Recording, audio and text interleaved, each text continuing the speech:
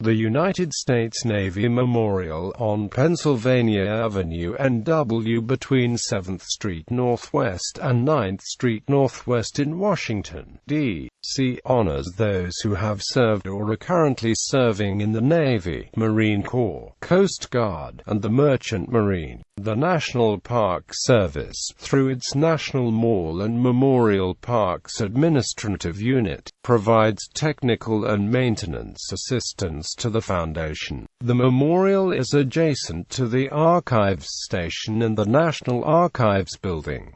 Associated with the memorial is the Naval Heritage Center. The Heritage Center is open 362 days a year, closing only on Thanksgiving, Christmas Day, and New Year's Day. The Heritage Center offers unique space available for rent. The event meeting space includes the gallery deck with full view of the memorial exhibition area and can hold up to 400 guests for standing receptions. The President's Room is ideal for board meetings or smaller receptions holding up to 50-seated guests, and a Burke Theater that offers state-of-the-art projection system and seats up to 242. History. For America's sea services, the United States Navy Memorial is the triumph of a centuries-old dream. In the early days of America's national independence, architect Pierre L'Enfant envisioned a memorial in the nation's capital to celebrate the first rise of the Navy and consecrate its progress and achievements. But it was only in the 20th century that L'Enfant's vision of a Navy memorial in Washington, D.C. was realized. Pennsylvania Avenue, America's Main Street, the boulevard that links the U.S. Capitol and White House, the scene of so many parades,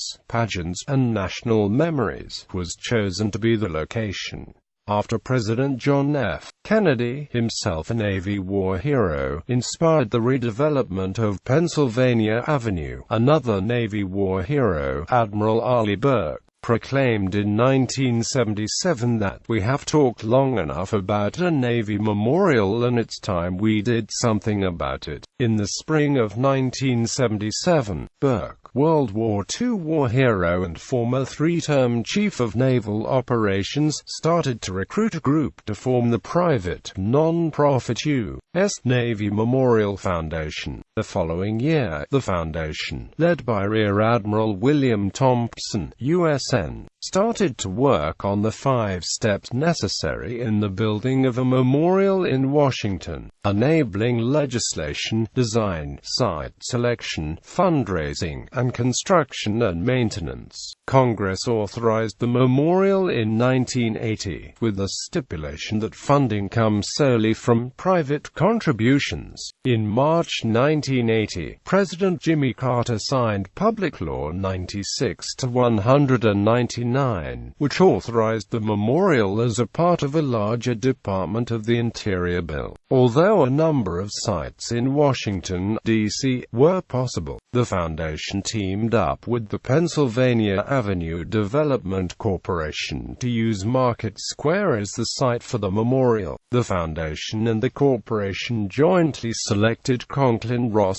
of New York as architects. By December 1985, the foundation had raised enough funds to warrant a go-ahead approval from the Secretary of the Interior, and construction got underway the following month. By August 1987, Stanley Bleifeld completed work on the Lone Sailor statue as construction of the memorial neared completion at the site. The memorial was dedicated on October 13, 1987. From late 1987 to mid-1990, 2 buildings were constructed on the memorial's northern perimeter. The eastern of the 2 buildings was selected for the memorial's Visitors Center. The building's shell was sufficiently completed by September 1989 to allow construction to begin for the interior of the Visitors Center. The Visitors Center opened in June 1991 and was formally dedicated on October 12, 1991. During the summer of 2006,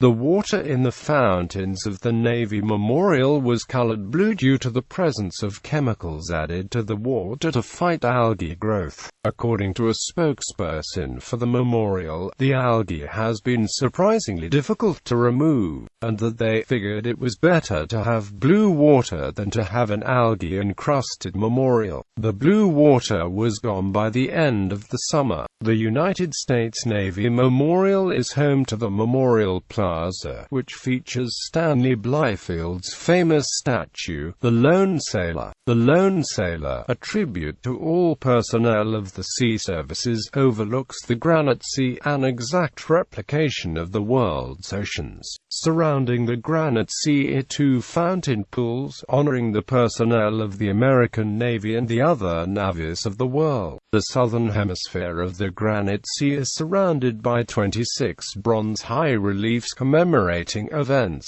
personnel, and communities of the various sea services. Adjacent to the Memorial Plaza is the Naval Heritage Center, which features the Arleigh Burke Theater, several rotating exhibits about the sea services, and several Navy log kiosks for easy registration on the Navy log. The Naval Heritage Center also features daily screenings of the films at sea in A Day in the Life of the Blue Angels. The Media Resource Center provides a library of printed, audio and video historical documents on the Navy. The Navy Logroom has touch-screen kiosks to register and search for sea service members and veterans. From April 2011 through March 2012, the Naval Heritage Center featured the Year of Naval Aviation, with the gallery deck filled with paintings and other works of art depicting aviation in the Navy, Marines, and Coast Guard from 1911 to the present day. From April 2012 and March 2013, the Naval Heritage Center celebrated the Year of the Chief, the senior enlisted rank. Exhibits and presentations between April 2013 and March 2014 will focus on the Year of Military Women.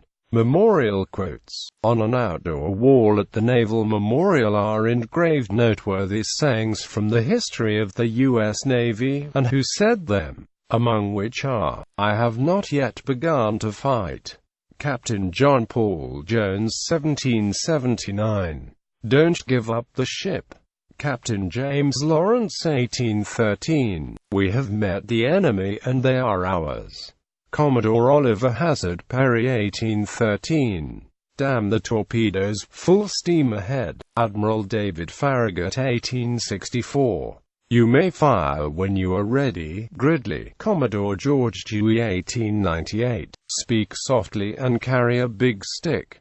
President Theodore Roosevelt 1907. Cited same aviation machinists made one. See Donald Francis Mason 1942. Underway on nuclear power. Commander Eugene P. Wilkinson, January 17, 1955. "That's one small step for man, one giant leap for mankind." Astronaut and naval aviator Neil Armstrong, July 20, 1969. "I can imagine no more rewarding a career, and any man who may be asked in this century what he did to make his life worthwhile, I think can respond with a good deal of pride and satisfaction. I served in the United States Navy." President John F. Kennedy, the 1st of August 1963, at Bancroft Hall at the U.S. Naval Academy. Other Navy memorials. Navy Merchant Marine Memorial, Peace Monument, John Erickson National Memorial, John Paul Jones Memorial, National Memorial Cemetery of the Pacific, Perry's Victory and International Peace Memorial, Port Chicago Naval Magazine National Memorial, various buildings and memorials on the campus of the U.S. Naval Academy. US Arizona Memorial, US Bennington Monument, US Indianapolis National Memorial, US Maine Memorials, US South Dakota, Battleship Missouri Memorial, US Missouri, Battleship New Jersey Museum and Memorial, US New Jersey, U.S. submarines designated as memorials, World War II Submarine Torpedo Monument, UDT SEAL Memorial, various memorials for Lt. Vincent R. Capodamno, Lt. Hans Grout Memorial Field, Ensign C. Markland Kelly, Jr. Award, Lt. Donald McLaughlin, Jr. Award.